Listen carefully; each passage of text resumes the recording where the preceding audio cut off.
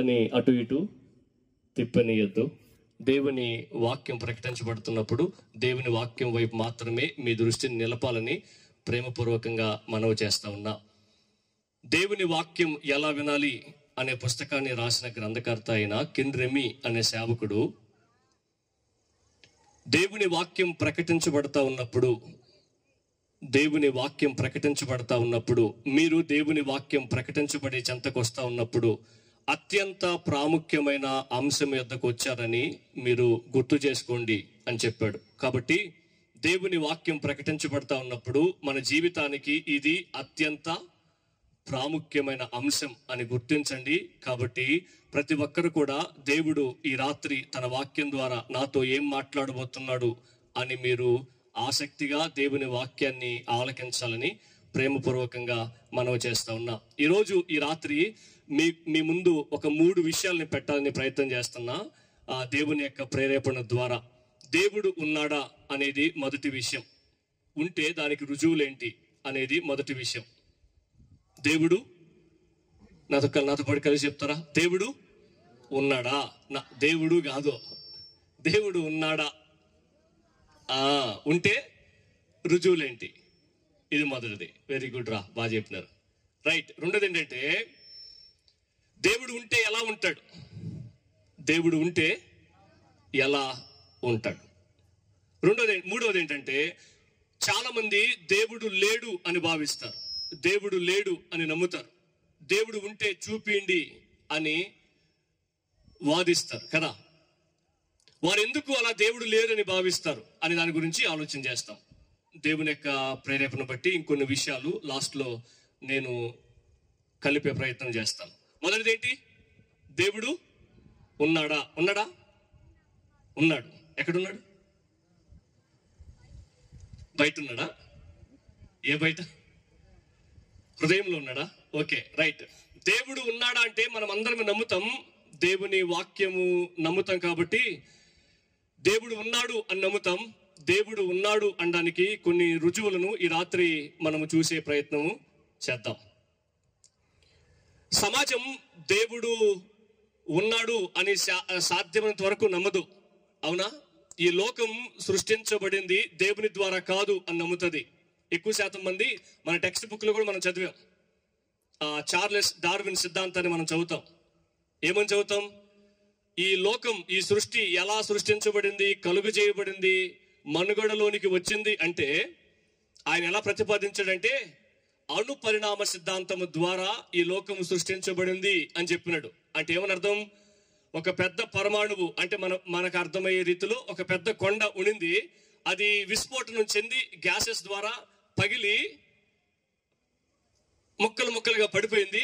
అదొక ముక్కే భూమి అని వాళ్ళు ప్రతిపాదించారు. మనం సోషల్ బుక్స్ లో, సైన్స్ బుక్స్ లో కూడా చదువుతాం. అది అణు పరిణామ సిద్ధాంతం. అంటే ఈ లోకం ఎలా సృష్టించబడింది అనడానికి వాళ్ళు తమ ఉద్దేశాన్ని ప్రతిపాదించారు. ప్రతిపాదన వేరు, సూత్రం వేరు. నిరూపించబడినదే సూత్రము, నిరూపించబడనిది ప్రతిపాదన. అంటే ఆయన అభిప్రాయం చెప్పినాడు. ఓకేనా? చాలా మంది దాన్ని నమ్మారు. అణు పరిణామ సిద్ధాంతాన్ని ఇప్పటికి కూడా నమ్ముతున్న వారు కూడా ఉన్నారు. అలాగే మరి లోకం ఎలా సృష్టించబడింది, మరి మనుషులు ఎలా సృష్టించబడ్డారు అంటే జీవ పరిణామ సిద్ధాంతాన్ని తెచ్చినాడు ఆయన. ఏ సిద్ధాంతం? జీవ పరిణామ సిద్ధాంతం. జీవ పరిణామ సిద్ధాంతం ద్వారా మనిషి సృష్టించబడ్డాడు అని ప్రతిపాదించాడు. జీవ పరిణామ సిద్ధాంతం అంటే ఏం లేదు, అర్థమవుతుందా? అనేకమైన ఏమంటారు, జీవులు కలవడం ద్వారా, అంటే కోతి నుంచి మనిషి వచ్చాడు అని వాళ్ళు ప్రతిపాదిస్తారు కదా. కోతి నుంచి మనిషి క్రమేపీ రాను పరిణామం చెందాడు. కోతిలా ఉన్న వ్యక్తి రాను ఏమయ్యాడు, ఇలా మనిషిగా తయారయ్యాడు అని ప్రతిపాదించాడు. కొన్నాళ్ళకి సుమారు నా అభిప్రాయం 1920వ సంవత్సరంలో ఆయన నా అభిప్రాయం, నా ఉద్దేశం తప్పు అని పశ్చాత్తాపంతో మరణించినట్లుగా చరిత్ర చెప్తుంది. ఎందుకంటే ఈ లోకం, ఈ సృష్టి అణు పరిణామ సిద్ధాంతం ద్వారా రాలేదు. ఈ మానవుడు జీవ పరిణామ సిద్ధాంతం ద్వారా ఉద్భవించలేదు అని ఆయన నమ్మి పశ్చాత్తాపంతో మరణించినట్లుగా చరిత్ర చెప్తుంది. 1927వ సంవత్సరంలో గ్రెగరీ అనే శాస్త్రవేత్త కూడా అనేకమైన క్రోమోజోములను కలవడం ద్వారా జీవం అనగా జంతువుల క్రోమోజోములు జంతువులుగా ఉద్భవిస్తాయి, మనుషుల యొక్క క్రోమోజోములు మనుషులుగా ఉద్భవిస్తారు. కానీ జంతువుల యొక్క క్రోమోజోముల ద్వారా మనుషులు రారు, మనుషుల యొక్క క్రోమోజోముల ద్వారా జంతువులు రావు అని ఆయన ప్రతిపాదించాడు. ఉదాహరణకి మనం కూడా చాలా సింపుల్ లాజిక్ ఆలోచన చేస్తే, కోతి యొక్క రక్తం మనకు ఎక్కించరు. ఒకవేళ కోతి ద్వారా మనిషి వస్తే కోతి యొక్క రక్తం మనిషికి ఎక్కించవచ్చు, అవునా కదా? ఎక్కించవచ్చు, అట్లా ఎక్కించకూడదు. కాబట్టి మనకు సింపుల్ లాజిక్, జంతువుల ద్వారా మనుషులు రాలేదు అని మనకు అర్థమవుతుంది. చాలా మంది నాస్తికులు దేవుడు లేడు అని నమ్మేవాళ్ళు ఇలా ప్రతిపాదిస్తూ ఉంటారు, ఇలా ఆలోచిస్తుంటారు. సైన్స్ ని ఎక్కువ శాతం నమ్మి దేవుడు ఉన్నాడు అని వాళ్ళు నమ్మరు. అయితే దేవుడు ఉన్నాడు అని మనం అందరూ నమ్ముతాం. దేవుడు ఉన్నాడు అనడానికి కొన్ని రుజువులను మనం చూస్తాం, బైబిల్లోనూ ఉన్నాయి, సహజంగాను మనం వాటిని ఆలోచన చేయొచ్చు. ఈ సృష్టి అంతా కూడా దేవుడు ఉన్నాడు అని రుజువు పరుస్తూ ఉంది. అర్థమవుతుందా? ఆ ఆది యందు దేవుడు భూమిని ఆకాశాన్ని సృష్టించాడని దేవుని యొక్క వాక్యము మనకు తెలియజేస్తా ఉంది. ఈ లోకంలో ఏది కూడా తనంతట తానుగా సృష్టించబడలేదు, సృష్టించుకోలేదు అని మనం గుర్తించాలి. ఈ సృష్టి ఇలా ఉన్నది అంటే దానిని సృష్టించిన సృష్టికర్త కూడా ఉన్నాడు అని ఖచ్చితంగా మనం నమ్మి తీరాల్సిందే. ఎందుకంటే ఈ సృష్టి తనంతట తానుగా సృష్టించబడలేదు, సృష్టించుకోలేదు అని మనం గుర్తు చేసుకోవాలి. అది మొదటి విషయం. సృష్టి దేవుడు ఉన్నాడు అని మనకు తెలియజేస్తుంది. రెండోది, మనలో దేవుడు ఒక శూన్యాన్ని పెట్టాడు, దాన్నే అంతరాత్మ అని అంటాం. మరలా మనస్సాక్షి అంటాం. అవునా? అవునా? మీ మనస్సాక్షి మీతో ఎప్పుడన్నా మాట్లాడటం మీరు విన్నారా? స్పష్టంగా మనతో మాట్లాడుతుంది. అవునా? ప్రతిదీ కూడా మనకు ఏది మంచి ఏది చెడు అని మనకు తెలియజేస్తుంది. మనం యేసుక్రీస్తుని రక్షకుడిగా అంగీకరించక ముందు నుంచే మనకు మనస్సాక్షి ఉందా? చాలా మంది పుట్టుకతో యేసుప్రభుని నమ్మిన వాళ్ళు ఉన్నారు, కానీ వాళ్ళు వాస్తవికంగా యేసుప్రభుని నమ్మినట్లు కాదని దేవుని యొక్క వాక్యం సెలవిస్తుంది. మధ్యలో చాలా మంది యేసుప్రభుని రక్షకుడిగా అంగీకరించిన వారు ఉన్నారు. వారు యేసుప్రభుని రక్షకుడిగా అంగీకరించక ముందు నుంచే వాళ్ళకేముంది? మనసాక్షి ఉంది. ఆ మనసాక్షి వాళ్ళకి ఏది మంచి ఏది చెడు అని కూడా చెప్తా వస్తుంది. అర్థమవుతుందా? ఈ మనసాక్షిని పెట్టిన వాడు ఎవరు? మనకు మంచి మనకు చెడు అనేది తెలియజేసిన వాడు ఎవరు అని అంటే దేవుడే అని మనకు అర్థమవుతుంది. కాబట్టి మన మనస్సాక్షి మనకు దేవుడు ఉన్నాడు అని మనకు తెలియజేస్తుంది. అంత మాత్రమే కాదు, ఆ మానవుని యొక్క నిర్మాణం, హ్యూమన్ బాడీ, మనిషి యొక్క శరీర ఆకృతి కూడా మనకు ఏం తెలియజేస్తుందంటే దేవుడు ఉన్నాడు అని మనకు తెలియజేస్తా ఉంది. ఎందుకంటే మన యొక్క నరాలు కానీ మన యొక్క గుండె కానీ చాలా ఆశ్చర్యకరమైంది. అందుకని దావీదు అంటాడు కదా దేవుని యొక్క వాక్యంలో, నీవు నన్ను నిర్మించిన విధము చూడగా నాకు అధైర్యం కలుగుతుందా, భయం కలుగుతుంది, ఆశ్చర్యం కలుగుతుంది అని తెలియజేశాడు. ఎందుకంటే మనిషి యొక్క ఆకృతి, మనిషి యొక్క శరీర నిర్మాణం అంతా ఆశ్చర్యకరమైంది. ఇప్పటికీ కూడా శాస్త్రవేత్తలు అలాగే అనేక మంది డాక్టర్స్, మంచి సూపర్ స్పెషాలిటీ డాక్టర్స్ కూడా ప్రతి అవయవానికి వైద్యాన్ని కనుగొనలేకపోతా ఉన్నారు. కారణం ఏంటి? దేవుని యొక్క సృష్టి, దేవుని యొక్క శరీర నిర్మాణం అంత ఆశ్చర్యకరమైంది అని మనకు అర్థమవుతా ఉంది. ఈ విషయంలో మానవుడి యొక్క నిర్మాణం, మానవుడు ఉన్నాడు అంటే దేవుడు కూడా ఉన్నాడు అని మనం నమ్మి తీరాల్సిందే. ఇది మూడవది. నాలుగో విషయం ఏంటంటే కాజ్ అండ్ ఎఫెక్ట్ థియరీ అంటారు దాన్ని. కారణము మరియు ఫలితము అంటాం మనం తెలుగులో. అంటే అర్థం ఏంటంటే ఈ లోకంలో ఏదైనా ఉన్నది అంటే దాన్ని సృష్టించిన వారు కూడా ఉన్నారు అని మనం నమ్మి తీరాల్సిందే. తనంతట తానుగా ఈ లోకానికి వచ్చింది ఏమైనా ఉందా? ఒకటి పేరు చెప్పండి. తనంతట తానుగా ఈ లోకంలోనికి ఏదైనా వచ్చిందా? ఏది కూడా రాలేదు. ఒకసారి న్యూటన్ అనే శాస్త్రవేత్త ఆ ఆకాశ నక్షత్రాలని చూడడానికి ఒక యంత్రాన్ని కనిపెడితే ఆ న్యూటన్ అనే శాస్త్రవేత్తకి ఒక మంచి స్నేహితుడు ఉన్నాడు. ఆ స్నేహితుడు దేవుడు ఉన్నాడు అని నమ్మడు.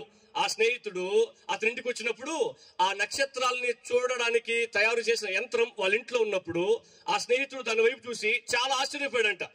చాలా ఆశ్చర్యపోయి దీన్ని తయారు చేసిన వాడు ఎవరు అని అంటే ఆ న్యూటన్ అన్నాడంట. ఏమన్నాడంటే, లేదు ఆ రాత్రికి రాత్రే ఆ మిషన్ అలా తయారయ్యి ఆ మూల పడి ఉంది అన్నాడంట.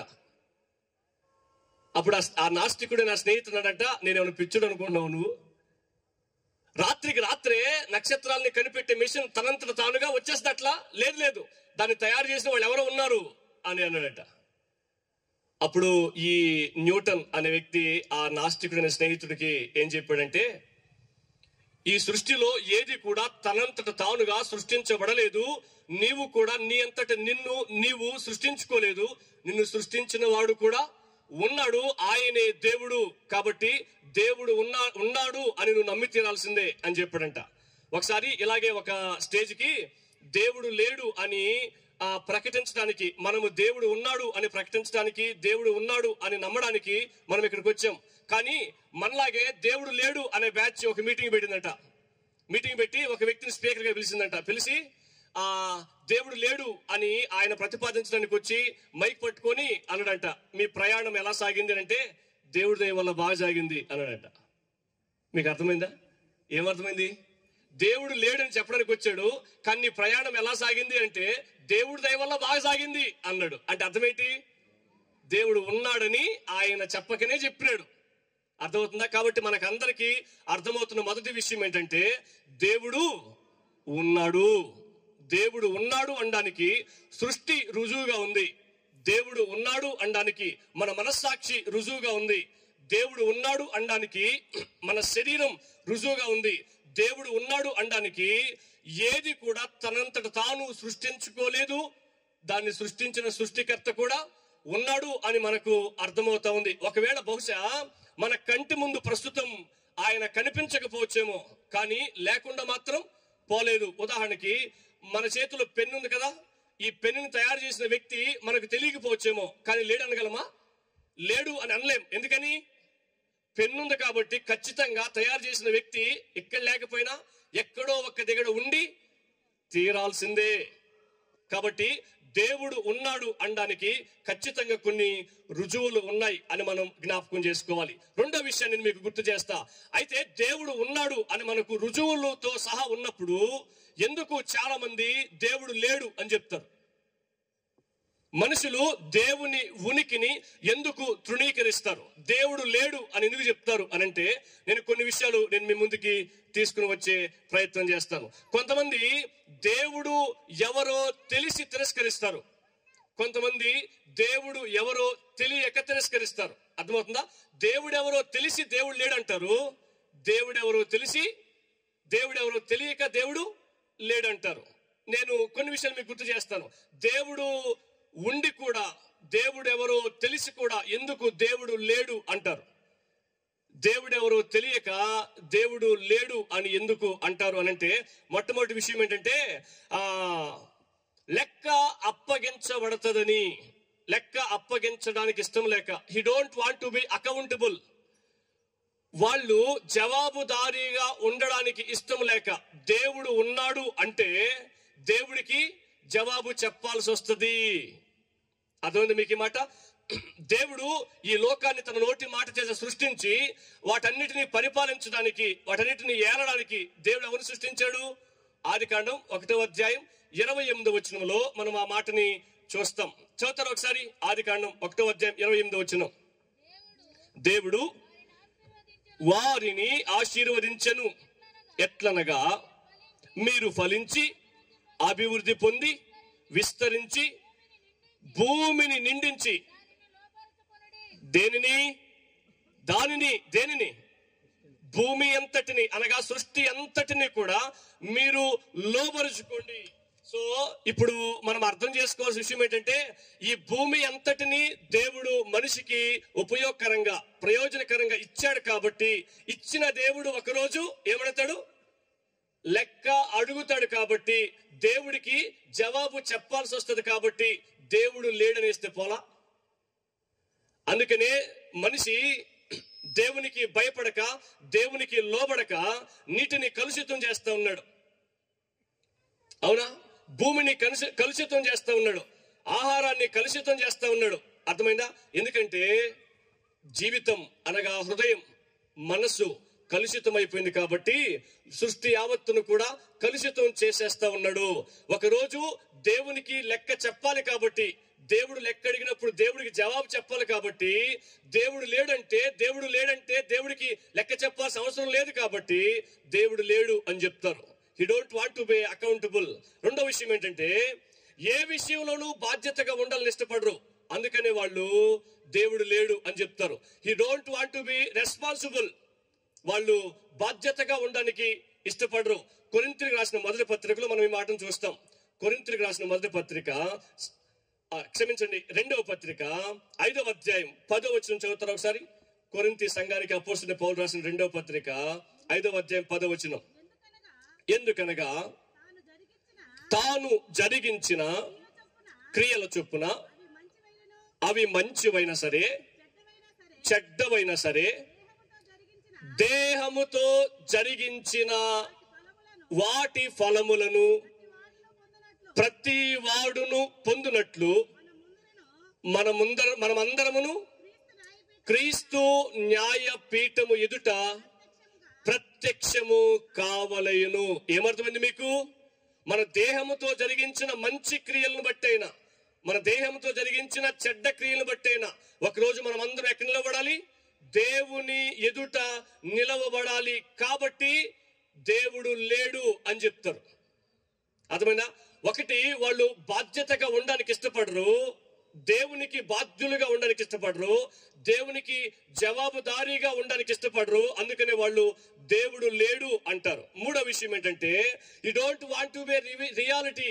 వాస్తవం ఏంటి? మార్క్స్ వార్త 16వ అధ్యాయం 16వ వచనం ఒకసారి చదువుతారా? వాస్తవం ఎదుర్కోవడానికి వాళ్ళకి ఇష్టం లేదు. చదువుతారా?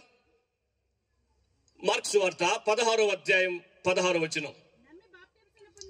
నమ్మి బాప్తిస్మము పొందినవాడు రక్షింపబడతాడు, నమ్మని వానికి శిక్ష విధించబడుతుంది. మనిషి దేవుని యొక్క సృష్టి అని దేవుని యొక్క వాక్యం చెప్తుంది కాబట్టి, దేవుని చేత సృష్టించబడిన మానవుడు దేవుణ్ణి ప్రేమించాలి కాబట్టి, దేవుణ్ణి సేవించాలి కాబట్టి, దేవునికి లోబడాలి కాబట్టి, దేవుడు ఆజ్ఞాపించినట్లుగా జీవితాంతం కొనసాగాలి కాబట్టి దేవుడు లేడు అని చెప్తారు. నా జీవితం, చెప్పండి ఎంత బాగా చెప్తున్నారో, నా సంపాదన, నా భార్య, నా భర్త, నా ఇల్లు, నా ఉద్యోగం, నా పిల్లలు. కానీ ఇక్కడ ఏం రాయబడింది తెలుసా? ఇవన్నీ నీ జీవితంలోకి వచ్చింది నీ వల్ల కాదు, దేవుని వలన. కాబట్టి మనమందరమే వాస్తవంలో నడవాలి. ఏంటా వాస్తవం? దేవుణ్ణి ప్రేమించడం వాస్తవం, దేవునికి లోబడ్డం వాస్తవం, దేవుడు ఆజ్ఞాపించినట్లుగా జీవించడం వాస్తవం. కాబట్టి దేవుడు చెప్పినట్లుగా జీవించడం ఇష్టం లేని మానవుడు ఏం చేస్తాడంటే, దేవుడు లేడు అని చెప్పేస్తాడు. దేవుడు లేడు అని చెప్పేస్తాడు. ఇది మూడవది. మానవుడు ఎందుకు దేవుడు లేడు అని చెప్తాడంటే, దేవుడికి బాధ్యులుగా ఉండాలి, అలాగే దేవునికి జవాబుదారీగా ఉండాలి, అలాగే వాస్తవికతలో నడవాలి కాబట్టి అతను దేవుడు లేడు అని చెప్తాడు. నాలుగో విషయం నేను మీకు గుర్తు చేసి ముందుకు వెళ్లే ప్రయత్నం చేస్తా. నాలుగో విషయం ఏంటంటే, మానవుడు దేవుని యొక్క ఉనికిని ఎందుకు తిరస్కరిస్తాడు అంటే, అజ్ఞానంతో కూడిన గర్వం. ఏంటి? అజ్ఞానంతో కూడిన గర్వం. గర్వం అనేది 3 రకాలుగా ఉంది. ఏంటంటే, ఎప్పుడు తన గురించి తాను గొప్పగా ఆలోచించుకోవడం. ఏంటి? ఎప్పుడు తన గురించి తాను గొప్పగా ఆలోచించుకోవడం కదా. ఎదుటోళ్ళ గురించి మన ముందు గొప్పలు చెప్తుంటే మనకు నచ్చదు, కానీ చెప్పండి, మన గురించి మాత్రం గొప్పలు చెప్తుంటే ఇంకాసేపు చెప్తే బాగుంటుంది అనిపిస్తుంది. ఎదుటోళ్ళని మన ముందు పొగుడుతూ ఉంటే, ఎదుటోళ్ళకి మన ముందు చప్పట్లు కొడుతూ ఉంటే మనకు అంతగా అనిపించదేమో, కానీ చప్పట్లు కొట్టడానికి కూడా అనిపించదేమో, కానీ మన గురించి మాత్రం చెప్తూ ఉంటే, మనకు చప్పట్లు కొడుతుంటే ఇంకాసేపు కొడితే బాగుంటుంది అని అనిపిస్తుంది. అంటే ఏమని అర్థం? ఎవరికైతే అలా అనిపిస్తుందో వాళ్ళు ఏముందనట? గర్వం ఉంది. రెండవది, ఇతరులను తనకంటే తక్కువగా చూస్తుందట. గర్వం ఉన్న వ్యక్తిలో ఏముంటది?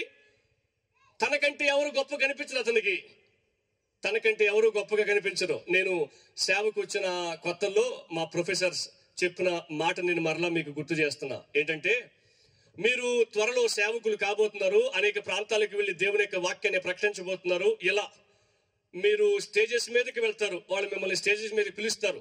అక్కడ ఎక్కువ కుర్చీలు వేసుంటే మొదటి కుర్చీలో కూర్చోవాలనిపిస్తుంది ప్రతి ఒక్కరికి కదా. మీలో చాలా మందికి కూడా పై కూర్చోవాలనిపిస్తుంది కదా. నన్ను పిలిస్తే బాగుండేదేమో, నన్ను పిలవలేదు కదండి.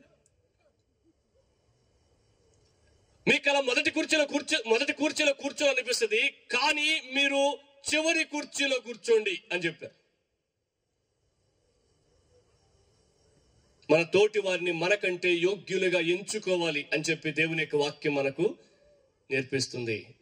ఒకవేళ వాళ్ళు ఈవెన్ రత్నం పాస్టర్ గారు వచ్చి, అయ్యా మీరు లాస్ట్ కుర్చీలో కాదు కూర్చోవలసింది, మీరు ముందు వరుసలో కూర్చోవాలి, వెళ్ళి ముందు కూర్చోండి అని చెప్పితే అప్పుడు వెళ్ళి కూర్చునే ప్రయత్నం చేయండి. కానీ నేరుగా వెళ్ళి ముందు కూర్చునే ప్రయత్నం చేయొద్దు అని నేర్పించారు మాకు. ఒకసారి ఒక పాస్టర్ గారు ఇలాగే ఒక మీటింగ్ కి దేవుని యొక్క వాక్యాన్ని ప్రకటించడానికి ఆహ్వానించబడితే ఆ పాస్టర్ గారు ఏడదాకా వచ్చాడు. ఏడదాకా వచ్చిన తర్వాత స్టేజ్ మీదకి రాలా. ఎందుకంటారు? నేను ఎవరిని బాధించడానికి ఈ మాట చెప్పలేదు, కానీ ఎందుకంటారు తెలుసా? రెవరెండ్ అని పిలవలేదంట. ఏం పిలవలా? పుట్టుకతోనే మనం రెవరెండ్ కదా బ్రదర్, కాదా? రెవరెండ్ అని పిలవలేదు. ఆ కారణం చేత ఆ రోజు ఆ పాస్టర్ గారు పబ్లిక్ మీటింగ్ లో వాక్యం చెప్పుకొని వెళ్ళిపోయాడంట.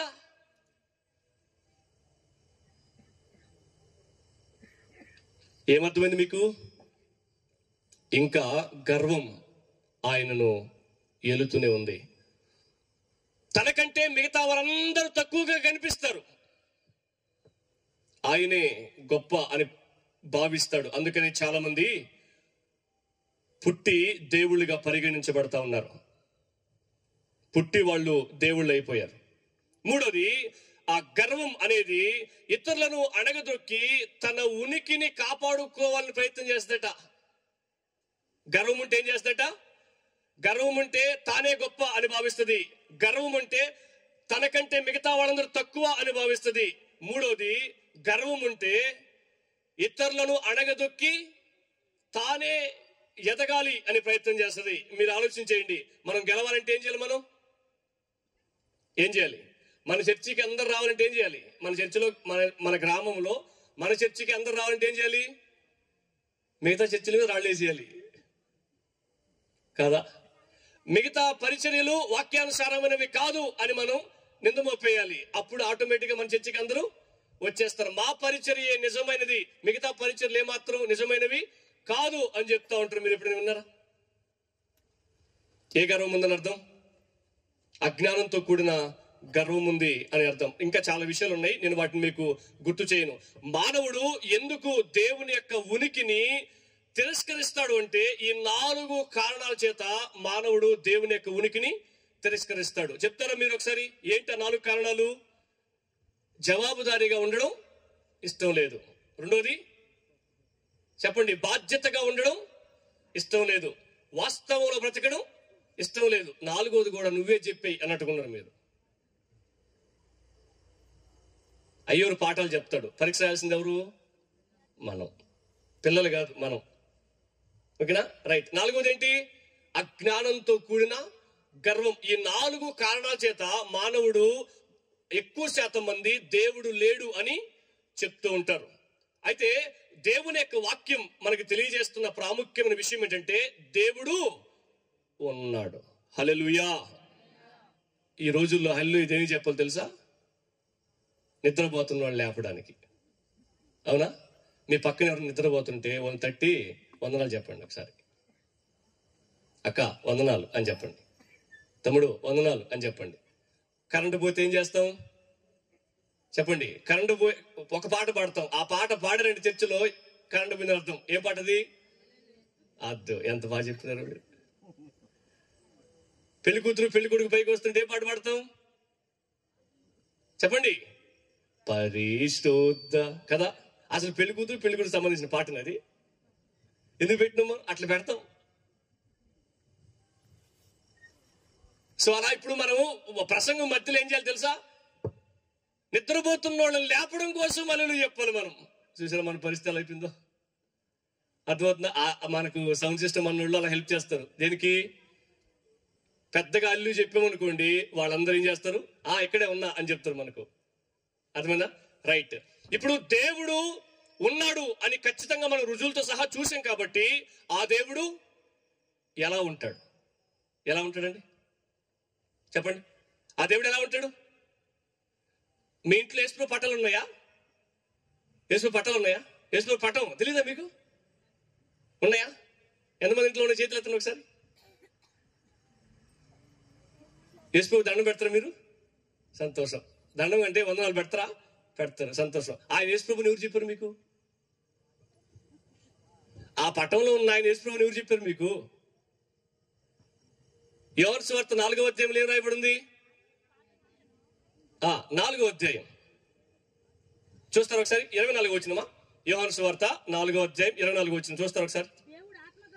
అమ్మా ఎంత బాగా చదివిన తల్లి, ఎంత పెద్ద చదివిన, నీకు మైకే అవసరం లే. దేవుడు ఆత్మ గనుక, దేవుడు ఆత్మ గనుక అని చదివిన నువ్వు ఎందుకు పాఠం పెట్టిన ఇంట్లో? ఎంత బాగా చదివినావు. దేవుడు ఆత్మ స్వరూపి అని చదివినావు కదా నువ్వు. అంటే ఏమనర్థం? దేవుడికి ఆకారం, దేవుడికి రూపం ఉండదు. అర్థమవుతుందా? అవునా? బైబిలే కదా మనకు ఆధారం, బైబిలే కదా మన రుజువు. బైబిల్ ఏం చెప్తుంది? దేవుడు ఆత్మ గనుక ఆయన ఆరాధించే వాళ్ళు ఎలా ఆరాధించాలి?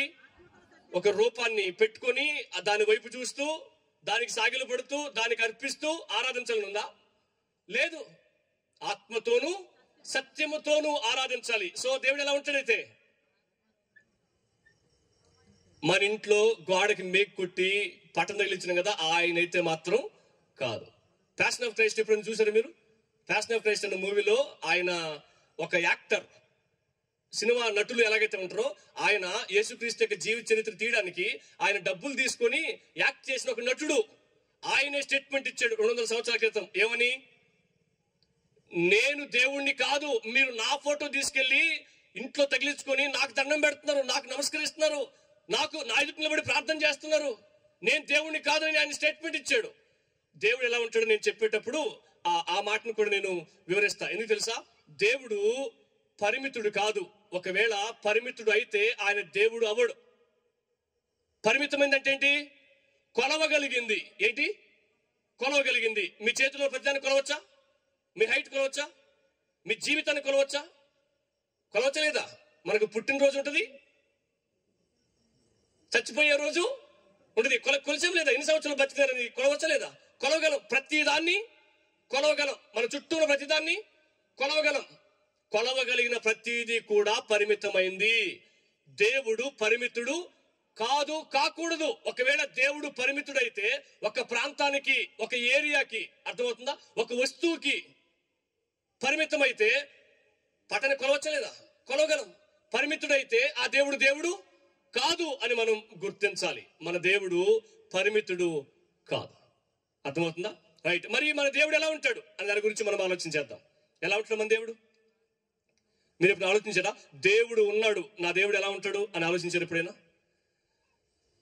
మొట్టమొదటి విషయం, చాలా విషయాలు ఉన్నాయి, నేను ప్రాముఖ్యమైన వాటిని మాత్రమే మీకు గుర్తు చేసి నేను ముగిస్తా. ఓకేనా? మొదటిది, God is a person, not a power. దేవుడు వ్యక్తి, శక్తి కాదు. ఏంటి? దేవుడు వ్యక్తి, శక్తి కాదు. రైట్. శక్తికి వ్యక్తికి తేడా ఏంటి? వ్యక్తి అంటే మనిషి, శక్తి అంటే దయ్యం. మనమేనా? బలం. వండర్ఫుల్, బాగా చెప్పిన సిస్టర్. రైట్. నేను ఒక ఎగ్జాంపుల్ చెప్పనా మీకు అందరికి. కరెంట్ ఉందా? కరెంట్ వ్యక్తి, శక్తి? శక్తికి వ్యక్తికి తేడా ఏంటి? శక్తికి వ్యక్తికి తేడా ఏంటి? నేను చెప్తా చూడండి, కొన్ని విషయాలు చెప్తా. కరెంటు కోప్పడదు. కోప్పడుతుందా? అడదా. స్విచ్ చేస్తావా నువ్వు? అడదా. అందో ఎలగమంటావా నువ్వు? అడదా. ఎంత ఎంత ధైర్యం ఉంటే నువ్వు ఎలగమంటున్నాను? అడదా. ఎంత ధైర్యం ఉంటే రాత్రి తెలగమంటావా? అడదా. అంద ఎందుకు? దానికి కోపం ఉండదు. అర్థమవుతుందా? రైట్. కరెంటు ఆలోచన చేయలేదు. ఆలోచన చేయగలదా? ఆలోచన చేయలేదు. ఇప్పుడు ఈ మనిషి స్విచ్ చేశాడు, ఇప్పుడు నేను ఎలగాలా ఎలగకూడదా అనుకూడదా? అనుకోదు. ఎలగకూడదు అని నిర్ణయం తీసుకుంటుందా? నిర్ణయం తీసుకోలేదు. కోప్పడదు, ఆలోచించలేదు, నిర్ణయం కూడా తీసుకోలేదు. వ్యక్తి మాత్రమే తీసుకోగలడు. వ్యక్తి ఆలోచన చేయగలడు, వ్యక్తి నిర్ణయం తీసుకోగలడు. అర్థమవుతుందా? వ్యక్తి కోప్పడగలడు. వ్యక్తికి మాత్రమే ఎమోషన్స్ అండ్ ఫీలింగ్స్ ఉంటాయి. శక్తికి ఎమోషన్స్ అండ్ ఫీలింగ్స్ ఉండవు. మన దేవుణ్ణి క్రైస్తవులు కూడా శక్తిగా చేసేశారు. ఏం చేశారు? శక్తిగా చేసేశారు. అందుకనే నిద్రపోయేవాళ్ళ కోసంలే ఈ సౌండ్ విన్నారా మీరు? విన్నారా మీరు? ఏమని అర్థం? మైకులు చెప్పేది ఇబ్బంది లేదా? మన దేవుణ్ణి గాలి దేవుడు చేశారు జనాలు. ఏ దేవుడు? గాలి దేవుడు మన దేవుడు. అందుకనే మైకులు ఊతారు. మీరు ఇప్పుడు ఊదినారా? ఊదే వాళ్ళ వాక్యం ఇప్పుడు విన్నారా? వినండి కావాల్సి ఉంటే. చాలా మంది మైకుల్లో ఊతారు. ఎందుకు ఊదారు? అందుకని మనం ఏమని పిలుస్తాం తెలుసా? దిగిరా అని పిలుస్తాం. ఎక్కడుంటే ఎక్కడి నుంచి ఎక్కడ దిగిరావాలి? అందుకని చాలా మంది షేక్ అవుతారు. చూసారా? ఊగిపోవడం. కరెంటు వైరు పట్టుకుని ఎట్లా ఊగుతారు అట్లా. ఏమవుతుంది మీకు? ఎందుకు ఊగారు? శక్తి అని ఫీల్ అవుతున్నారు. వచ్చినప్పుడు కంట్రోల్ తప్పుతాం అని ఫీల్ అవుతున్నారు. మన దేవుడు శక్తా? కాదు. మన దేవుడు వ్యక్తి అయి ఉన్నాడు అని మనం గుర్తు చేసుకోవాలి. అర్థమవుతుందా? అంత మాత్రమే కాదు, మన దేవుడిని గాలి దేవుడు మాత్రమే కాదు, మన దేవుడిని అగ్ని దేవుడు కూడా చేశారు. ఒక పాస్టర్ గారు వాక్యం చెప్పడానికి ఇలా ఎక్కి మైక్ పట్టుకొని, దేవుడు నన్ను అగ్నితో కాల్చేస్తున్నాడు అన్నాడు. ఏం చేస్తున్నాడట? అగ్నితో కాల్చేస్తే బూడిదైపోతావు నువ్వు. అగ్ని దేనికి వాడతాం? దేనికి వాడతాం? శిక్షకు వాడతాం. దేనికి వాడతాం? బైబిల్ గ్రంథంలో అగ్ని అని పిలువబడిన ప్రతి చోట, మీరు బైబిల్ దేవుని యొక్క వాక్యం చదువుతారు కదా, నరకంలో ఒక వ్యక్తి వేయబడిన తర్వాత నిత్యము మండుచుండు అగ్ని ఉంటుంది.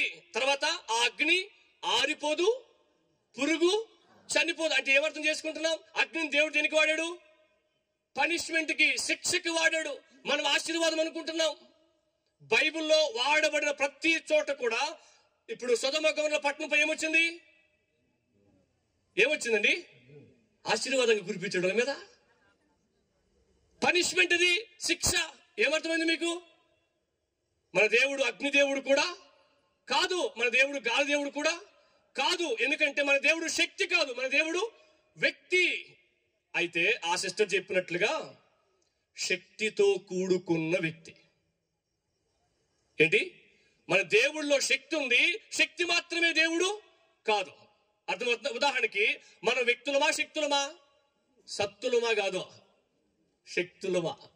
సత్తులు వేరు, సత్తి అంటే దెయ్యం కదా. మన వ్యక్తులమా శక్తులమా? వ్యక్తులం. కానీ మనలో శక్తి ఉందా లేదా? శక్తి ఉంది, కానీ మనం శక్తి అని పిలవం. ఏమని పిలుస్తాం?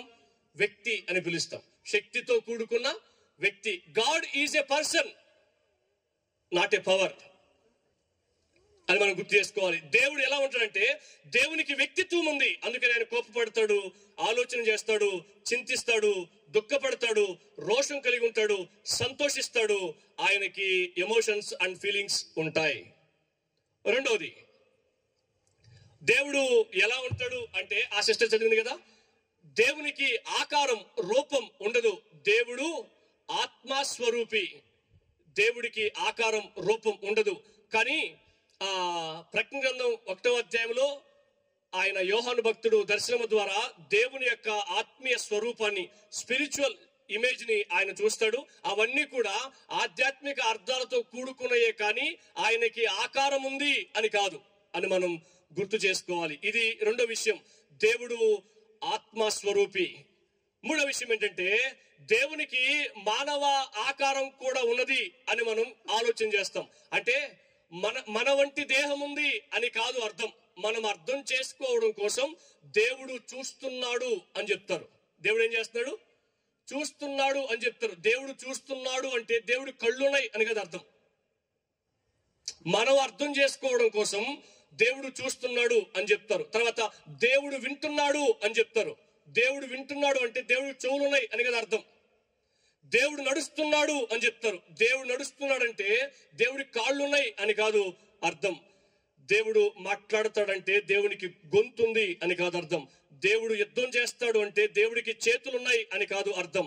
మనం అర్థం చేసుకోవడం కోసం దేవునికి ఆకారం లేనప్పటికీ మానవుని వలె ఆయన సమస్తాన్ని చేయగలిగిన సామర్థ్యం కలిగిన దేవుడు. హల్లెలూయా. ఇది మూడవది. దేవుడు ఎలా ఉంటాడు అంటే దేవుడు ఎలా ఉంటాడు? దేవుడు ఎలా ఉంటాడు?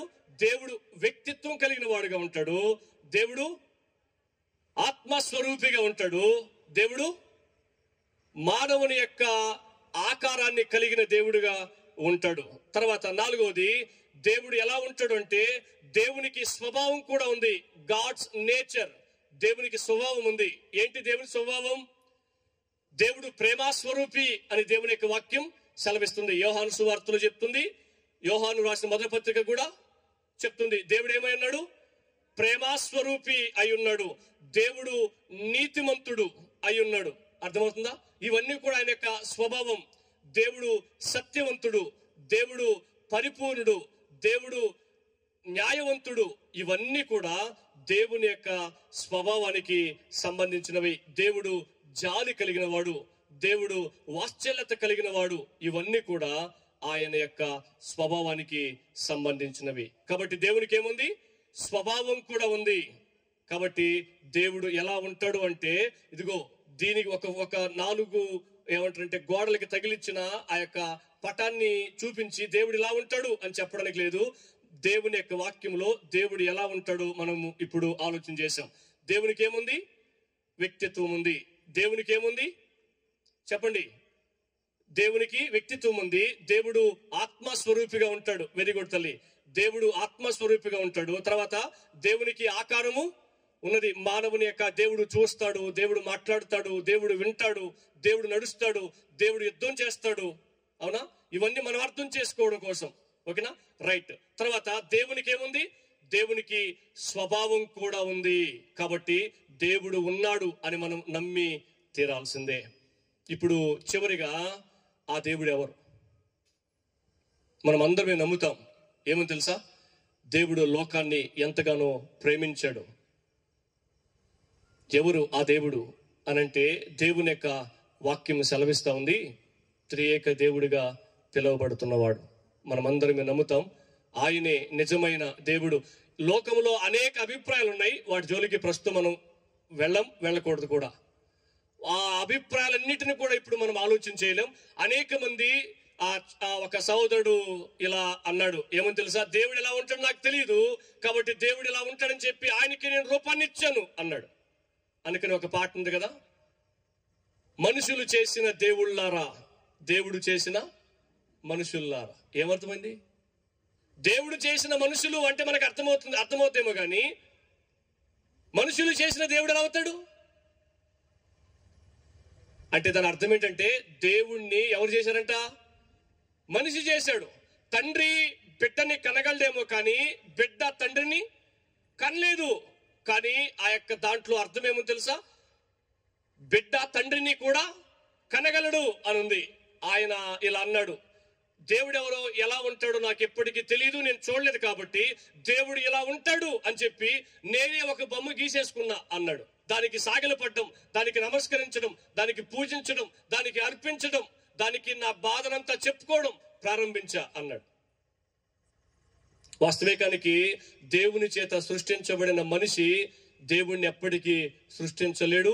దేవుడు ఇలా ఉంటాడు అని చెప్పడానికి ఆ మనిషికి ఏమాత్రం అవకాశం లేదు. నేను ఇందాక మీకు గుర్తు చేసిన మనిషి పరిమితుడైన మనిషి అపరిమితుడైన దేవుణ్ణి ఎప్పటికీ చేరుకోలేడు. దేవుడు ఇలా ఉంటాడు అని కూడా చెప్పను లేడు. అందుకనే మనిషి ఎప్పటికీ దేవుణ్ణి చేరుకోలేడని ఆ దేవుడే మనిషి రక్షణ కోసం, మనిషి కోసం ఈ భూమి మీదకి దిగి రావడం జరిగింది. హల్లెలూయా. సో మనము ఆ దేవుణ్ణి, ఆ యేసుక్రీస్తు ప్రభుని నిజమైన దేవుడు, త్రియేక దేవునిగా ఉన్న దేవుణ్ణి నిజమైన దేవుడు అని మనం నమ్ముతాం. ఈ కొద్ది మాటలు కూడా నన్ను చెప్పనివ్వండి, ఫుల్ఫిల్ చేయడానికి, పరిపూర్ణం చేయడానికి ప్రసంగాన్ని. ఆ దేవుడు మనిషితో మాట్లాడడం ప్రారంభించాడు.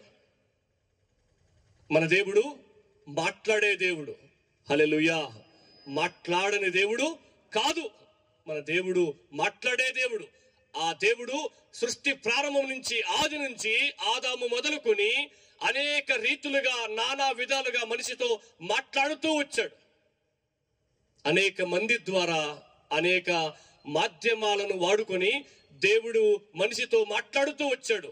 ఏమని చెప్పాడంటే, నా మాట విను అని ఆజ్ఞాపించాడు. ఏం చెప్పాడు? నా మాట విను అని ఆజ్ఞాపించాడు. బ్రతిమాలుకోలేదు, రిక్వెస్ట్ చేయలేదు, సలహా కూడా చెప్పలేదు. నా మాట వినని చెప్పి ఆజ్ఞాపించాడు. ఆయన పోలికలో సృష్టించబడిన ప్రతి మనిషి కూడా దేవుని మాట విని తీరాల్సిందే. మనిషికి వేరే దారి లేదు అని మనం జ్ఞాపకం చేసుకోవాలి. ఆయన ద్వారా సృష్టించబడిన ప్రతి మనిషి కూడా దేవుని మాట వినాల్సిందే. ఆది కాండం నుంచి ప్రకటన గ్రంథం వరకు చెప్తున్న మాట ఏంటంటే, దేవుడి మాట వినాలి, దేవుడి మాట వినాలి. యెహోవా మీతో సెలవిచ్చినదేమనగా అని అనేక సందర్భాల్లో ఈ మాటను మనం చూస్తాం. దేవుడి మాట మనం వినాల్సిందే. అయితే మానవుడు, దేవుని పోలికలో సృష్టించబడిన మానవుడు మాత్రం దేవుని మాటకు అవిధేయత చూపాడు. అవిధేయత చూపి శిక్షార్హుడయ్యాడు. ఏం చేశాడు? దేవుని మాట వినాల్సిన మానవుడు దేవుని మాట వినకుండా పోయాడు. సాతాను మాట విని, సాతాను మాటకు లోబడి, సాతాను చెప్పినట్లు చేసి దేవుని మనసుని గాయపరిచి దేవునికి శాశ్వతంగా దూరం అయిపోయాడు. ఒక సేవకుడు అంటాడు,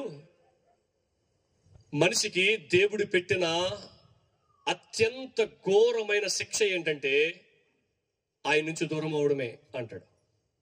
అన్నం లేకపోవడం కాదు శిక్ష, రోగం రావడం కాదు శిక్ష, అప్పులు పోవడం కాదు శిక్ష, అప్పులు అవ్వడం కాదు శిక్ష, వివాహం జరగకపోవడం కాదు శిక్ష, ప్రభుత్వ ఉద్యోగం రాకపోవడం కాదు శిక్ష, పిల్లలు లేకపోవడం కాదు శిక్ష, శాశ్వతమైన ఇల్లు, సొంత ఇల్లు లేకపోవడం కాదు శిక్ష, చేతిలో డబ్బులు లేకపోవడం కాదు శిక్ష. దేవుడి నుంచి దూరం అవడమే అత్యంత ఘోరమైన శిక్ష అని అన్నాడు ఆయన. ఎందుకు దేవుడి నుంచి ఆ మానవుడు దూరం అయ్యాడు అంటే, దేవుడు పరిశుద్ధుడు, అట్ ది సేమ్ టైం దేవుడు నీతిమంతుడు. దేవుడు పరిశుద్ధుడు కాబట్టి పాపాన్ని సహించలేదు. దేవుడు నీతిమంతుడు కాబట్టి పాపానికి తగిన శిక్ష ఖచ్చితంగా విధించి తీరుతాడు. అందుకనే ఆ మనిషిని తన సన్నిధిలో నుంచి, తన సహవాసంలో నుంచి గెంటివేశాడు. పాపంలోనికి పడిపోయిన తర్వాత మానవుని యొక్క కన్నులు చెడిపోయాయి, చూపు చెడిపోయింది, మానవుని యొక్క తలంపులు చెడిపోయాయి, మానవుని యొక్క డిజైర్, నిర్ణయాలు చెడిపోయినాయి, చిత్తం చెడిపోయింది, మానవుని యొక్క క్రియలు చెడిపోయాయి. ఓవరాల్ గా బైబిల్ చెప్తున్న సత్యం ఏంటంటే, మానవుని యొక్క జీవితం శిరస్సు మొదలుకునే అధికారుల వరకు పూర్తిగా పాడైపోయింది. మరి ఆ మానవుడు ఇటువంటి శిక్షలో నుంచి ఎలా బయటపడాలి అని ఆలోచన చేస్తే అనేక రకాలైన ప్రయత్నాలు చేశారు. మనకందరికీ తెలిసిన విషయమే. మనలో చాలా మంది గతంలో ఆ ప్రయత్నాలన్నీ చేసి ఉండొచ్చు. అనేక ప్రాంతాలకు వెళ్ళి అనేకమైన నదులలో మునిగాం, అనేక ప్రాంతాలకు వెళ్ళి ఏమేమో చేశాం, అనేక దాన ధర్మాలు చేశాం, అనేకమైన పుణ్యకార్యాలు చేశాం. వీటన్నిటి ద్వారా మానవుని యొక్క పాపం పోద్ది అని భావించారు. ఏ పాపం కూడా పోలేదు అని మనకు అర్థమవుతుంది. పరిమితుడైన మనిషి అపరిమితుడైన దేవుణ్ణి ఎప్పటికీ చేరుకోలేడు.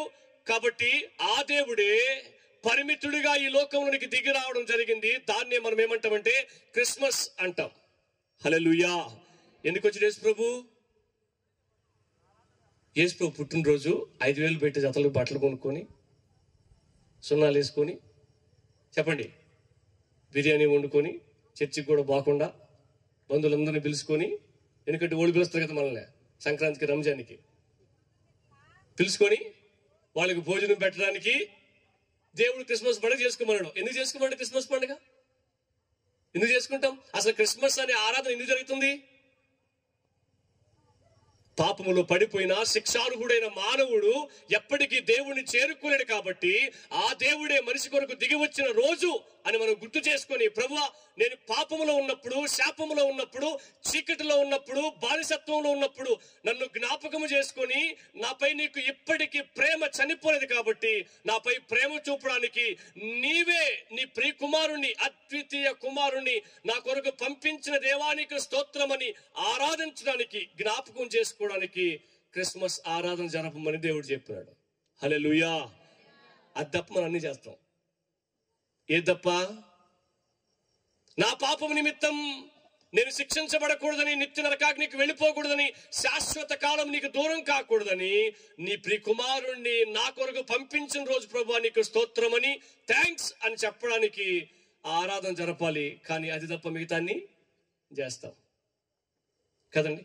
ఈ రోజుల్లో ఒక డైలాగ్ బాగా నానుల్లో ఉంది. ఏంటది? వీలైనంత త్వరగా చెప్పండి, ముగిచ్చేయండి. బంధువులు చాలా దూరం నుంచి వచ్చారు, మేము భోజనం చేసి చాలా దూరం పోవాలి. అంత బిజీగా ఉన్నప్పుడు దీనికి వచ్చినావు మరి నువ్వు? ఏది నీ జీవితానికి చాలా ప్రాముఖ్యం? ఇప్పుడు రత్నం పాస్టర్ గారి యొక్క ఉద్దేశాన్ని ఒకసారి ఆలోచించేద్దాం. ఏంటి? ఇంత పెద్ద స్టేజ్, ఇంత పెద్ద ఏర్పాట్లు, దీని వెనకాల వారాల ప్రార్థన, వారాల యొక్క కష్టం ఉంది. మనందరినీ గ్యాదర్ చేయడానికి ఆయన ఎంతో ప్రయాసపడ్డాడు. వాళ్ళ విశ్వాసులు ఎంతో సహకారం ద్వారా. దేనికంటారు? మనమందరం ఇక్కడ కూర్చొని ఈ 3 దినాలు దేవుని యొక్క వాక్యాన్ని నేర్చుకొని, ఏ దేవునికైతే మనం దూరం అయ్యామో ఆ దేవునికి సమీపస్తులు కావడం కోసం, కొద్దిగా దగ్గరికి జరగడం కోసం కదా. అది తప్ప మిగతాన్ని చేస్తాం. ఏం తప్ప? వాక్యము విని జీవితాన్ని దిద్దుకొని దేవునికి సమీపస్తులుగా జరగడం తప్ప మిగతాన్ని చేసే ప్రయత్నం చేస్తాం. ఇక మైక్ ఆపితే కొద్ది నిమిషాల్లో హడావిడి మొదలవుద్ది. ఏ హడావిడి? ఆ హడావిడిలో ఎంత యాక్టివ్గా ఉంటారో బ్రదర్స్ అండ్ సిస్టర్స్. కానీ దేవుని యొక్క వాక్యం దగ్గరకు వచ్చిన తర్వాత అస్సలు ఏమీ పనిచేయనట్టుంటారు. అక్కడ మాత్రం అన్నీ పనిచేస్తాయి. ఎందుకు అంత ప్రయాసపడి ఆ పాస్టర్ ఎంత పెద్ద మీటింగ్స్ ఏర్పాటు చేశాడు? మనందరం ఈ దేవుని యొక్క వాక్యం విని దేవునికి దూరస్తులమైన మనం, దేవునికి శత్రువులైన మనం అందరం కూడా దేవునికి సమీపస్తులంగా కావడం కోసం.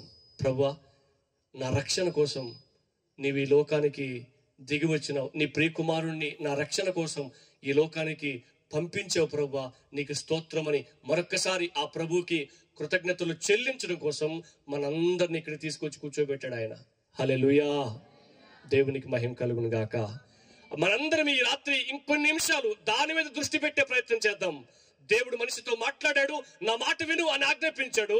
అయితే అప్పటి నుంచి ఇప్పటి వరకు మన దాకా కూడా మనం కూడా దేవుని మాట విని విధేయత చూపే విషయంలో విఫలమవుతూనే వచ్చాం. తద్వారా మనం కూడా శిక్షార్హులమయ్యాం. ఒక పాస్టర్ గారు ప్రార్థన చేస్తూ ప్రార్థనలో ఈ మాట గుర్తు చేసినప్పుడు నేను చాలా ఆశ్చర్యపోయాను. నిజమే ప్రభు అని చెప్పి నేను కూడా ఆ క్షణంలో ఒప్పింపబడ్డాను. ఏం తెలుసా? ప్రభా ఈ సమయానికి లక్షల సార్లు మేము నీ చేత శిక్షించబడాల్సిన వారం అని ప్రార్థన చేస్తున్నాం. లక్షల సార్లు నీ చేత మేము శిక్షించబడాలి, ఒక్క క్షణం కూడా బ్రతకడానికి మాకు ఏ అర్హత లేదు అని ప్రార్థన చేస్తున్నాడు ఆయన. ఎందుకు తెలుసా? ఆయన మాట విని విధేయత చూపే విషయంలో విఫలమైన వారి జాబితాలో నువ్వు ఉన్నావు. ఈ వాక్యాన్ని ప్రకటిస్తున్న నేను కూడా ఉన్నా. న్యాయవంతుడైన దేవునికి ఏది న్యాయం అంటే మనిషిని శిక్షించడం న్యాయం.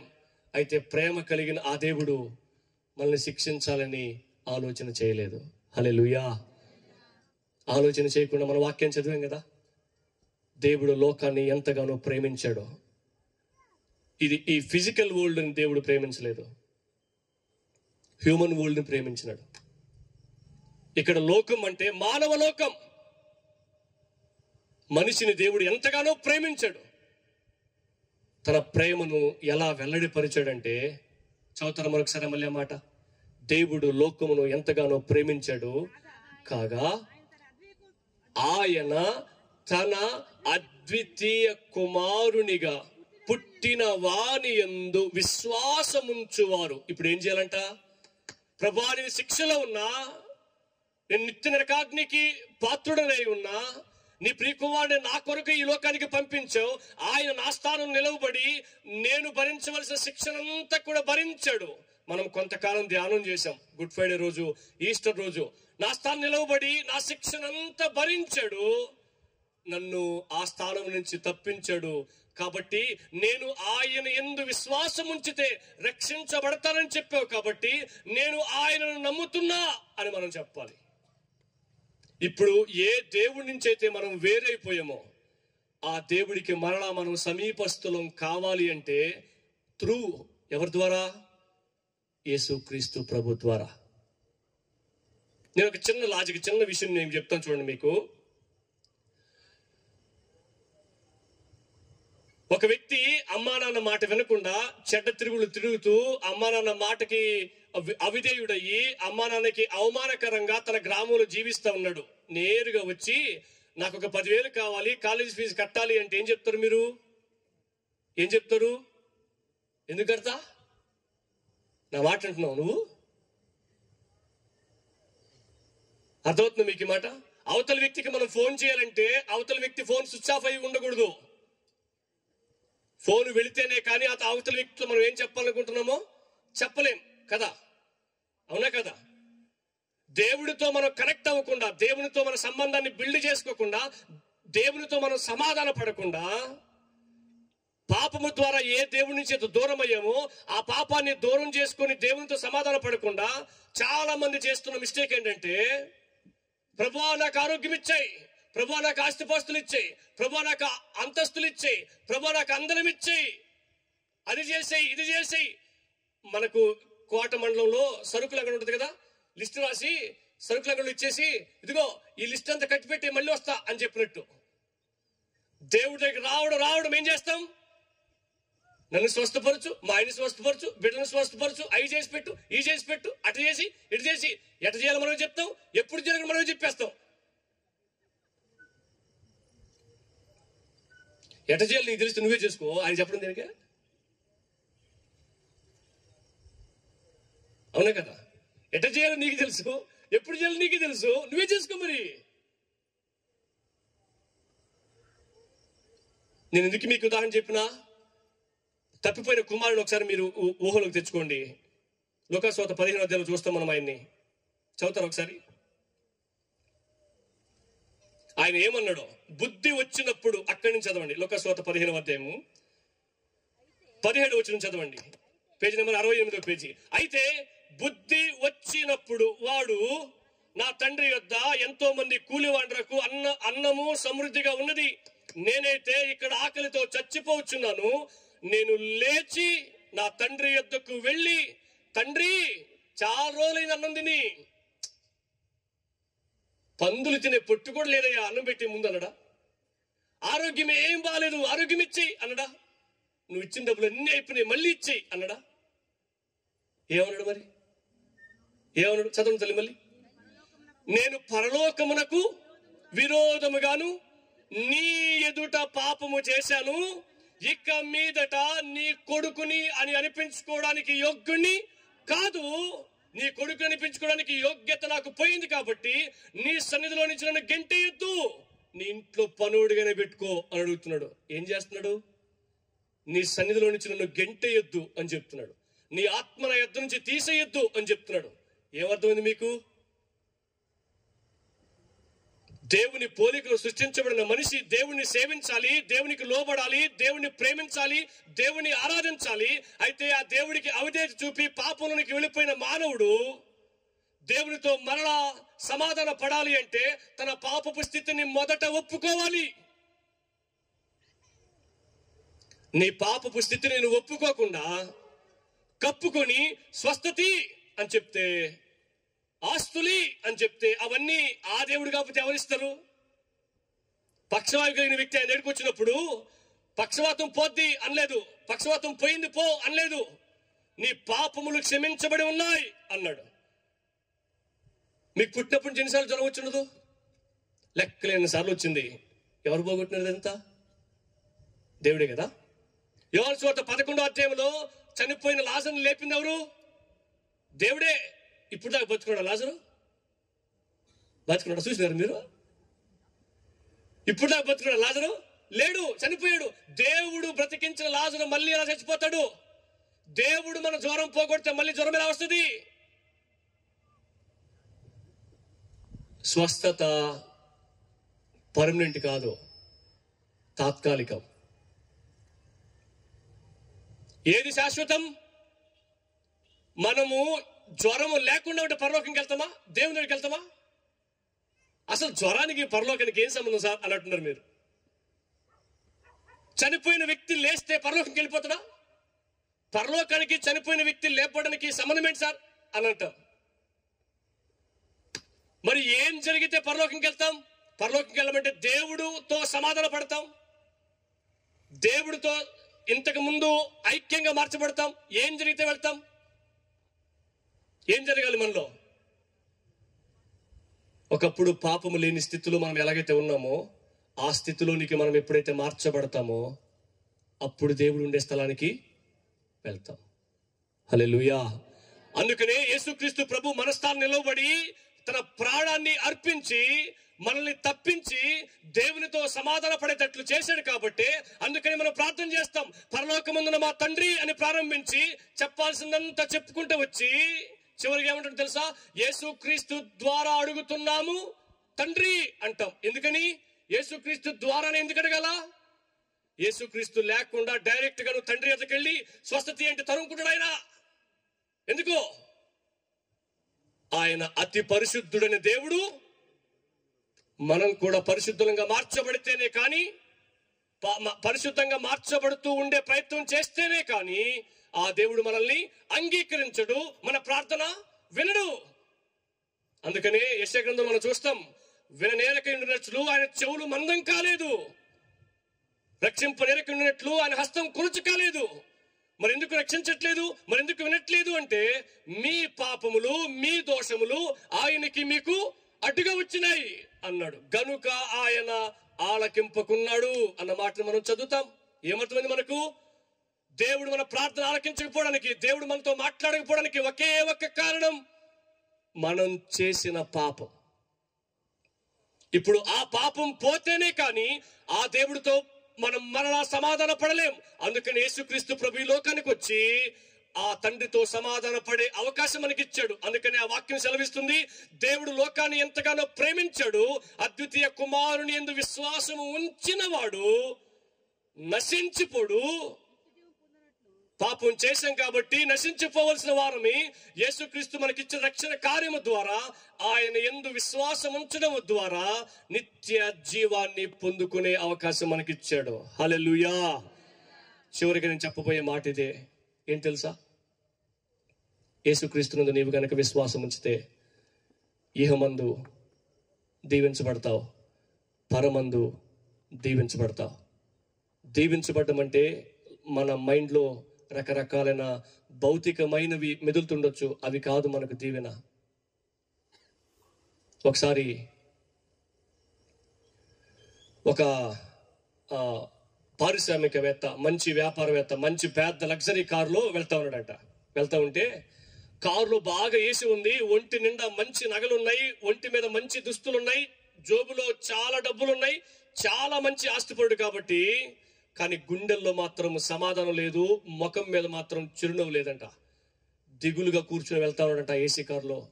అంత లగ్జరీ జీవితాన్ని అనుభవిస్తున్న వ్యక్తి దాన్ని వెళ్తా ఉన్నప్పుడు ఆ చెట్టు పక్కన ఒక ఆయన చెప్పులు లేకుండా గోష్ పెట్టుకొని బండి చినిగిపోయి ఒక చిన్న రాయి మీద కూర్చొని హ్యాపీగా నవ్వుకున్నాడట.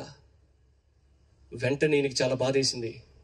కారు ఆపి వెంటనే ఆయన దగ్గరికి వెళ్ళి ఆయన అడగాలనిపించింది. వెంటనే వెళ్ళి అడుగుతున్నాడంట, ఏమని తెలుసా? నా చుట్టూ అన్నీ ఉన్నాయి, కానీ నా హృదయంలో లేని సమాధానం నీకు ఎలా వచ్చింది? నా జీవితంలో అన్నీ ఉన్నాయి, నా ముఖం మీద లేని చిరునవ్వు నీకు ఎలా వచ్చింది అని అడిగితే ఆ పేదవాడు, ఏమీ లేనివాడు చెప్పిన మాట ఏంటి తెలుసా? సార్, నా జీవితంలో ఏమీ లేకపోవచ్చు, నా జీవితంలో దేవుడున్నాడు సార్ అని చెప్పాడు. హల్లెలూయా. నా జీవితంలో దేవుడున్నాడు. నా జీవితంలో ఆస్తిపాస్తులు లేకపోవచ్చు, అంతస్తులు లేకపోవచ్చు, నా మంది మార్పులు లేకపోవచ్చు, బలం లేకపోవచ్చు, కానీ నా జీవితాన్ని మార్చిన దేవుడు నా జీవితంలో ఉన్నాడు సార్. ఆయనే నా గుండెల్లో సమాధానం ఇచ్చాడు, ఆయనే నా ముఖం మీద చిరునవ్వు ఇచ్చాడు. ఈరోజు ఈ చాలని జీవితం ద్వారా ఈ జీవితం ముగించిన నేను నా దేవుని చేరుకుంటా అని చెప్పినాడట. ఆ నిరీక్షణ నీకుందా? అది కదా నిజమైన ఆశీర్వాదం. ఈ రోజు మన చేతిలో ఉన్న డబ్బులు రేపు మన చేతిలో ఉన్న గ్యారంటీ లేదు. మన ఒంట్లో ఉన్న ఆరోగ్యం రేపు మన ఒంట్లో ఉండదని గ్యారంటీ లేదు. మన చేతిలో ఉన్న ఆస్తిపాస్తులు రేపు ఉంటేనే గ్యారంటీ లేదు. దేనికి గ్యారంటీ లేదు. ఒకరోజు నీవు ఉండబోయే స్థితికి మాత్రమే గ్యారంటీ. మనకందరికీ తెలిసిన విషయం, ఈ లోకంలో మనం శాశ్వతమైన వారమే కాదు. సంఘము ద్వారా వచ్చే పరలోక సంబంధమైన ఆశీర్వాదాలని పొందుకుంటూ పరలోక రాజ్యానికి వెళ్ళే ప్రయత్నం చేద్దాం. ఒక చిన్న ప్రార్థన చేద్దాం. ఏమని తెలుసా? ప్రభువా, నిజమే నేను నీకు దూరమైన వ్యక్తిని, నీకు అవిధేయత చూపిన వ్యక్తిని, నీ మనసుని గాయపరిచిన వ్యక్తిని, నిన్ను అవమానపరిచిన వ్యక్తిని. అయినా నీవు నాపై ప్రేమ చూపుతూనే ఉన్నావు, ఇప్పటికీ దీర్ఘశాంతాన్ని వహిస్తూనే ఉన్నావు.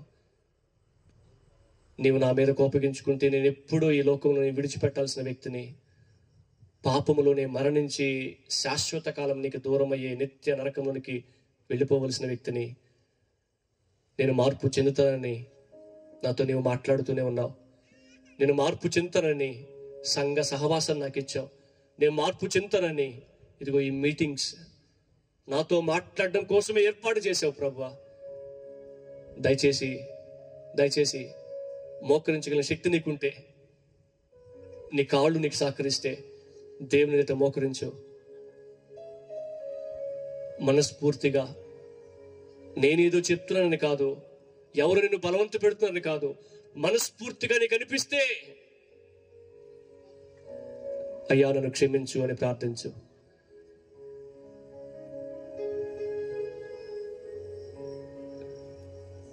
దేవుడిని వాడు ఉన్నాడా లేదా అని నాకు అనవసరం అనుకున్నాను. ఒకవేళ ఉంటే ఇప్పుడు కదా రేపు చూసుకుందాం అనుకున్నాను. ఇంకా నాకు చాలా జీవితం ఉంది, ఇప్పుడే దేవుడితో పనేంటి?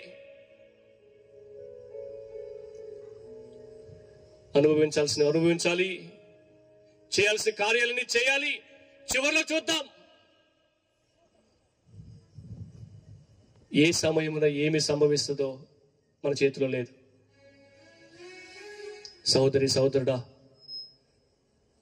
ఈ రాత్రి దేవుడితో మాట్లాడుతున్న మాట, నీవు నా మాట వినకుండా చాలా దీవెనలు ఇహమందు కోల్పోయావు. నేను ఉద్దేశించిన దీవెనలు ఎన్నో నీవు పోగొట్టుకున్నావు. నీ పట్ల నా ప్రణాళిక అంతా కూడా వ్యర్థమైపోయింది. సంవత్సరాలు వృధా చేసుకున్నావు నువ్వు. ఇప్పటికైనా ఈ వర్తమానం ద్వారా అయినా నీ మనసుని, నీ జీవితాన్ని నా చేతికి అప్పగిస్తావా? నీకు జీవితాన్ని ఇచ్చిన వాడని నేను, నీకు కుటుంబాన్ని ఇచ్చిన వాడని నేను. నా సెలవు లేకుండా నీ జీవితంలో, నీ కుటుంబంలో ఏది కూడా జరగదు.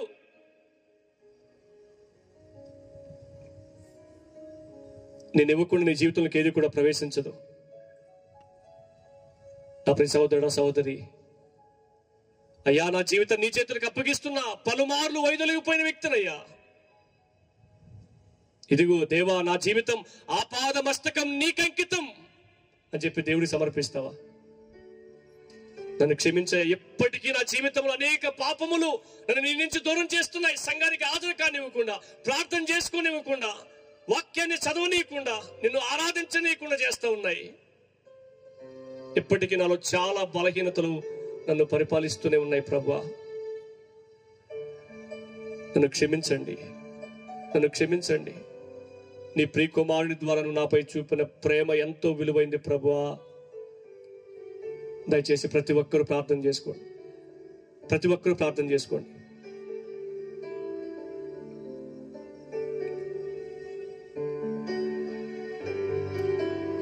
దేవుడు లేడని లోకమంతా చెప్పినా,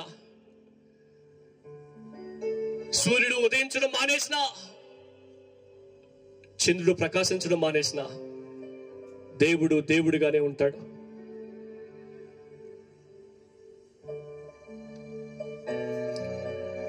నీకు జీవితం ఉందా? ఆ జీవితం దేవుడిచ్చింది. నీవు వెలిగించబడ్డావా? నిన్ను వెలిగించిన వాడు ఆయన. నీవు పశ్చాత్తాపడుతున్నావా? నీలో పశ్చాత్తాపాన్ని కలిగించేవాడు ఆయన. ఏది కూడా నీ సామర్థ్యం కాదని గుర్తించు. నీవు రక్షింపబడ్డావా? అది నీ సామర్థ్యం కాదని గుర్తించు. ప్రభా నీకు స్తోత్రమయ్యా అని చెప్పి దేవుణ్ణి మహింపరచు. వ్యక్తిగతంగా దేవునికి ప్రార్థన చేసుకో. ఈ సమయం నీ జీవితానికి చాలా ప్రాముఖ్యం. ఇదిగో దేవా నా జీవితం, ఆపాదమస్తకం నీకంకితం. ప్రతి ఒక్కరు పాడదామా? మనస్ఫూర్తిగా. పాటొచ్చు అనే ఉద్దేశం కాదండి, మనస్ఫూర్తిగా దేవుణ్ణి మహింపరచండి.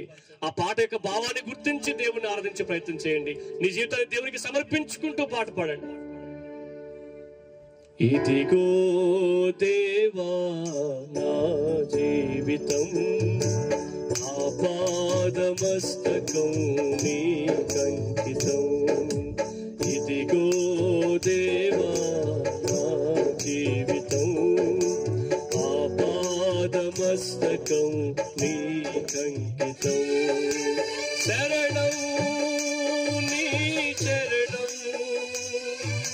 శరణం నీ చరణం, శరణం నీ చరణం, శరణం నీ చరణం. ఇదిగో మనసారా పాడండి. స్తోత్రం. అవును ప్రభువా. ఇదిగో దేవా నా జీవితం, ఆపాదమస్తకం నీకంకితం. పలుమార్లు వైదొలగినాను పరలోక దర్శనము నుండి, విలువైన నీ దివ్య పిలుపుకు నే తగినట్లు జీవించనైతే. మరొకసారి పాడదామా? మరొకసారి ప్రతి ఒక్కరు మరొకసారి. పలుమార్లు వైదొలగినాను నీ పరలోక దర్శనము నుండి, విలువైన నీ దివ్య పిలుపుకు నే తగినట్లు జీవించనైతే. అయినా నీ ప్రేమతో నన్ను దరి చేర్చినావు, అందుకే గైకొనుము దేవా ఈ నా శేష జీవితం. అయినా నీ ప్రేమతో నన్ను దరి చేర్చినావు, అందుకే గైకొనుము దేవా ఈ నా శేష జీవితం. ఇదిగో దేవా. చివరిసారిగా మనసారా, దయచేసి మనసారా మరొకసారి సలనికి రాదేమో నా ప్రియ సహోదరి సహోదరుడా, నేడు అనే సమయం ఉన్నప్పుడు నీ జీవితాన్ని దేవునికి అప్పగించు. మనస్ఫూర్తిగా దేవునికి ప్రార్థించి ఈ పాట పాడి దేవుడు మహింపరచు. ఇదిగో దేవా నా జీవితం, ఆపాదమస్తకం నీకంకితము. శరణము నీ చరణం, శరణము నీ చరణం, శరణము నీ చరణం, శరణము నీ చరణం. ఇదిగో దేవా. అవునయ్యా, అవును ప్రభువా.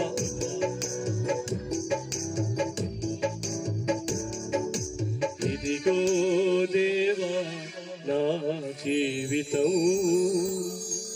ఆపాదమస్తకం నీకంకితం. మా పరమ తండ్రి మీకు వందనాలు.